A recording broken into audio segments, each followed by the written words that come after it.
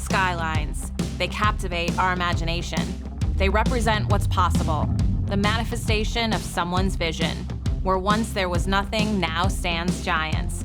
The pillars of capitalism. But what if the future wasn't just about going up? What if it was also about going within to bring consciousness to capitalism? Building a world of abundance in support of the greater good.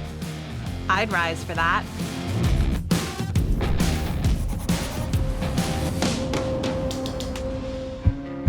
As an iconic entrepreneur with an incredible rags to riches story, you are a remarkable example of the power of the human spirit and what it takes to achieve the extraordinary. You went from twice being homeless to building multiple billion-dollar brands, yet through it all, you've always remained true to your philanthropy motto, success unshared is failure. What are some of the values that your mom showed you as a little kid that still resonate with you today? Growing up in those days, Mom really struggled a lot, and we never knew it. She never showed it. My mom was such an incredible lady, and I think the thing that affected me the most was at about 6 years old, downtown Los Angeles, Christmas time, there's a fellow ringing a bell, and my mother gave my brother and I a dime, a little dime, and said, boys, hold it half and half and walk over and put it in the bucket. And we were little kids, we did. Then we said, Mom, why do we give them a dime? Because in those days, a dime was 2 Coca-Colas or 3 candy bars. And Mom said, boys, that's the Salvation Army. There are people that have no food and no place to live. We could only afford a dime this year. That's all we could afford. But we gave something. And always remember in life, there are those less fortunate than you are. And give a helping hand wherever you can. But that never left my mind.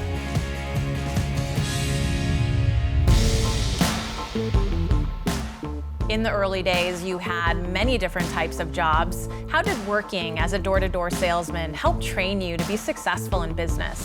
Growing up the way I did in Los Angeles, having nothing but appreciating everything, you become very innovative.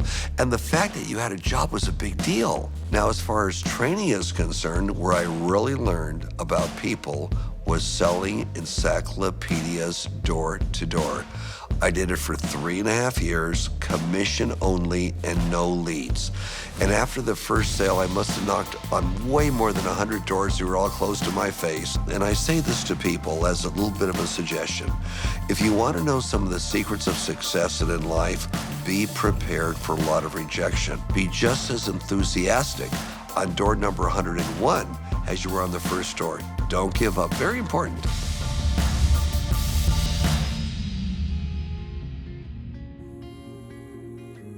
What's fascinating about your story is you've always seemed to have this amazing positive spirit, even during immense challenges.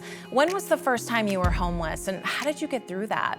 First I was homeless, I was in my early 20s, had a 2.5-year-old son. I came home, my wife was walking down the stairs of our 2nd-story apartment. By the time I made it to my floor, there's my son sitting in the middle of a bunch of clothes with a note. And the note read, "Can't handle being a mom anymore, he'll be better off with you. Goodbye." Unbeknownst to me, that was all orchestrated. She hadn't paid any of the bills for 3 months on the apartment, but I never knew it. I mean, there were notices, but she ripped them all up. She kept what little money we had. What other money we had in the bank, she took it all out. And I was in between jobs. It kicked my son and I out, and it was very tough. If you're this down and this out, you know, you could only go up. And Mr. Lee Meyer, one of my biker buddies, brought me into his house. Things were okay from there on out. Resilience, grit, and determination are trademark qualities of your journey. In 1980, you started Paul Mitchell with just $700. Where did you get the idea, and what kind of hurdles did you have to overcome to get it off the ground? My dear friend Paul Mitchell, who was a top hairdresser, he would sell the heck out of this little product line he had, but when he left, there were no reorders. So I said, Paul, we've been buddies for 9 years now. Let me reorganize. I know about formulation. I know where to go. I don't do hair. You don't do business. It's perfect. So we said, okay, let's start a company. And we had somebody who wanted to give us $500,000. So I quit everything I was doing, right? Drove down the street to go to the bank to get the money. Never showed up. Coming from nothing, grinding and running, struggling to survive. Well, that wasn't gonna get me that. I said, Paul, how much money do you have? He says, JP, I'm on my last money. I can only afford $350. And I only had a couple $100 in my pocket. So I went to my mom's house and I said, Mom, can I borrow $350? I didn't want to tell her, Mom, I'm starting a new company and I'm broke. Our initial vision when we started John Paul Mitchell Systems was something called survival. I just want to survive. I want to be able to get a place to live, food to eat. And I knew what we had was really good, and I just went right up a street in LA called Ventura Boulevard in the Valley. Beauty salon to beauty salon to beauty salon, knocking on doors, just like I did selling encyclopedias, till I got somebody to buy my product. When people ask me, when did you guys know when you officially made it? I know the exact time. We were 2 years old, and we had every bill paid on time. Not paid off, but paid on time. And we had $2,000 each left over in the bank. And I thought, man, we made it. We had no idea how big this company would grow. Making that money, rain on me. Making that money, living that dream.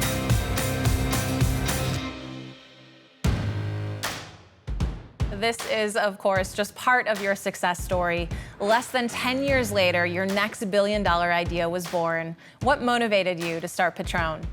I helped this fellow who went bankrupt named Martin Crowley go into the architectural business. He would go to Mexico, and I said, well, while you're down there, why don't you see what the aristocrats drink?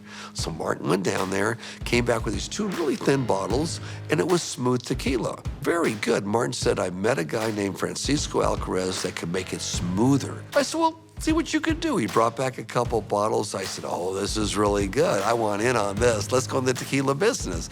Martin found that really cool bottle that Patrón is still in, by the way, and we made it. I'm a man on a mission. I'm a man on a mission. Now, we had a problem. It was so good, we had to sell it for $37 a bottle. The average tequila was $4 or $5 a bottle. The best one, I think, was $14 a bottle. So when people taste it, said it's great, but no one's gonna pay that kind of money. I don't care how good this tequila is. We got a big distributor like Jim Beam to carry it nationwide. After a couple years with them, they said, guys, let's tell you the truth.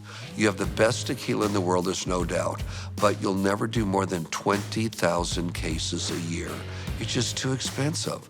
Well, we dropped them. We took a distribution over ourselves. Needless to say, Patrón Tequila does in the millions of cases, so they were wrong. I'm a man on a mission. I'm a man on a mission. I don't need no permission. In business, one of the critical things is successful people do all the things unsuccessful people don't want to do. Don't believe people when they tell you you're gonna fail. You can't do this, you can't do that. Don't believe them. Go with your heart and what you think is right and do it. Prove them wrong. If there is anything that defines you, it is your philanthropy. Why is giving back so foundational to every single one of your companies? My motto is success unshared is failure. Giving back I made as part of all of our companies, and I think that goes back from my mom. I know whether it's Paul Mitchell, Patrón, John Paul Pet, or even my new business, we make sure people are taken care of now and in the future. We support so many things. We give to about 165 different charities. Every one of my companies gives. It's our culture, along with my Peace, Love, and Happiness Foundation. What happens in giving is this: it makes you feel good. Let's get together. Let's get together. Let's get together like family. Many years ago, Bill Gates and Warren Buffett explained to me all about the Giving Pledge, and we pledge we're going to give half of our wealth while we're alive or after we die to make the world a better place to live for humanity as well as the environment. So I'm very, very proud.